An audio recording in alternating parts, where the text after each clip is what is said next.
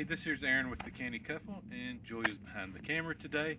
And today we want to talk about the various methods of garden plots that we use on the homestead here.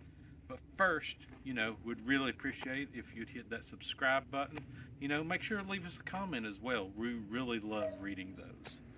But the first one is the basic garden, using the land around you. So this is one of our primary methods because we put a lot of our squashes, melons, those type of things in our garden plot. Now, this is our main garden. It is about 75 feet long by about 35 feet wide. I think that's about right. It's actually about the same square footage as our house. Yeah. So we use it for a lot of methods. There's even a little smaller piece behind her there as well. And part of that is the Jerusalem artichoke area.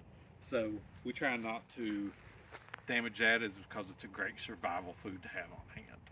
Yeah, absolutely. Okay, so we've got some pros and cons of using this type of garden. The pros is, it's really easy to get prepared for a season, whether you're tilling it, whether you're doing a no-till method. That is one of the, I think, the easiest things, because the other methods we're going to show you is more by hand methods that you're going to have to do, or sort of stir up the soil. The con with this one is it's not level. It's not level, and you can't get as deep as some of the other methods we're going to show you. Without like a tractor or something Without really some heavy. Sort of heavy equipment. Yeah, like a tiller's only going to get you so far, but you can't tell how high that ledge is. Step back so they can kind of see how high that ledge is on the back. So it comes up to Aaron's ankle. So that's where our garden started. And we dug all that by hand. We dug it all by hand out of here. To bring it down to level it out more. Yeah, so you have a bigger space. It's another pro. You've got more room to work with. You do. And you can pretty much plant anything in this type of garden. Yeah, you have more room to work with your soil. Yeah. But like I said, the biggest con for us is the levelness of this kind of a bed, and also the size can be a bit of a hindrance too, because it is very big to manage. Yes, definitely. So let's take you around and show you how we do some other types on the homestead. Okay, so another type we use here are grow bags. Now, with these, we did this because, as we talked about before, about not leveling. We didn't want to level out any more garden. These we can put more on a hillside like here to get more grow spacing in. Now, with these, we've got some of these bigger black ones here come from bootstrap, and some of the brown ones here have come from Hoss Tools. Now, we do have some smaller 5-gallon, 3-gallon ones. I think we might have got most of them off of Amazon. We might have got some of them from Bootstrap. Not really for sure. But the pros with these are they're movable. I mean, this 100-gallon one is not really movable. This isn't movable. But if you want to do the 45 or the 5 or 3, you can move them around. The 5s are easy. Yeah, I mean, that's nothing. I can move the 45 ones as well, gallon ones, but the 100 and 200-gallon ones, you can't really move. But with them, you can get some deeper crops. Mm-hmm. You can put some root type crops in those. And that's what we put in here. We actually have had a lot of success with beets and carrots in these type of bags. Some sweet potatoes. It's just they're just handy, and you cannot tell how steep this hill is. Well, I guess you might be able to tell from Aaron's stance here. This is a very steep hill. We actually dug some of these out to make it a little bit more level. It's a very, very steep hill. There was no way we were leveling this out. Yeah, and I mean, you can grow any type of thing in these as well. The The cons, though, is that these are probably gonna, you know, not last forever, you know, unlike a garden per se. They're going to start tearing, ripping, degrading over time. But they're really easy to put soil in.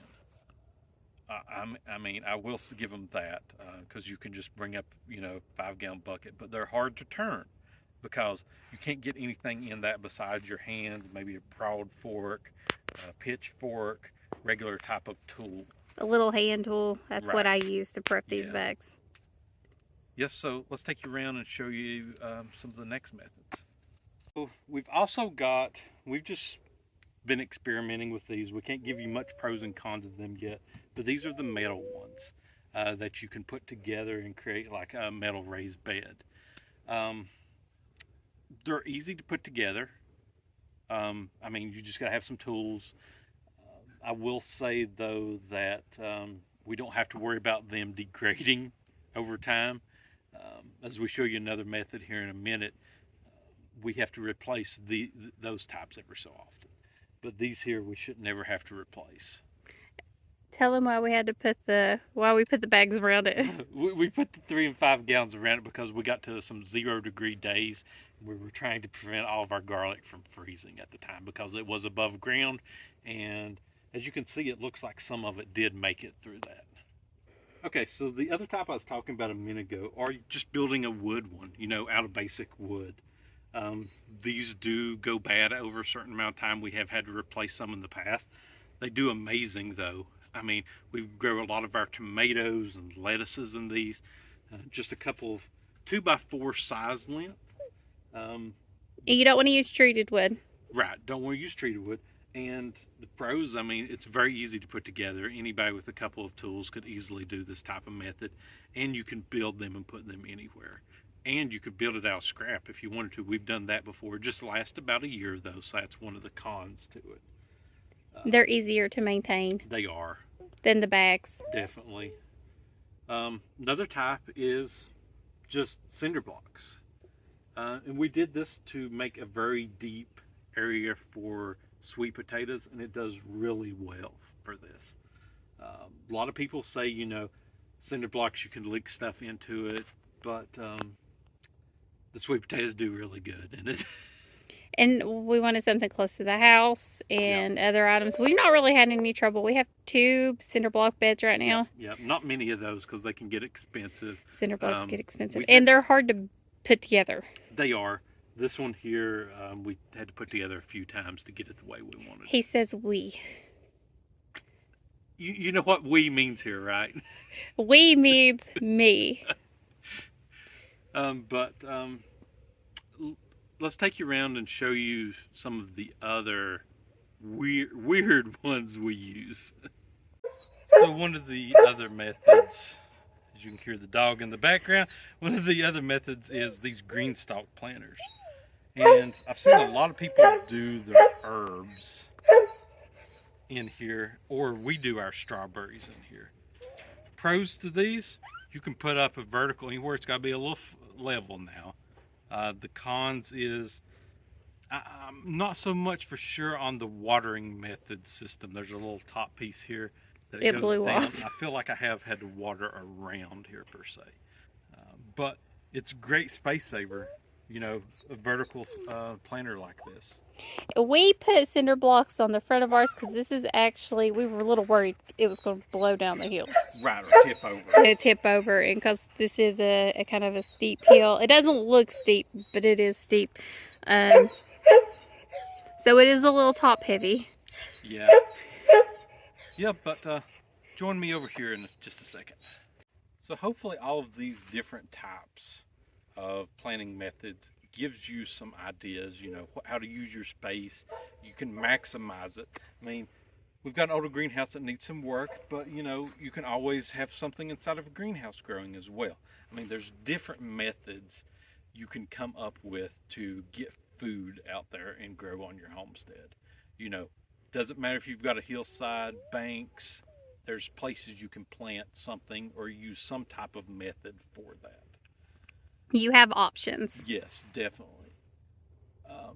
But hopefully this helps you all. You know, if you've got any questions, comments, anything like that, make sure to put those below.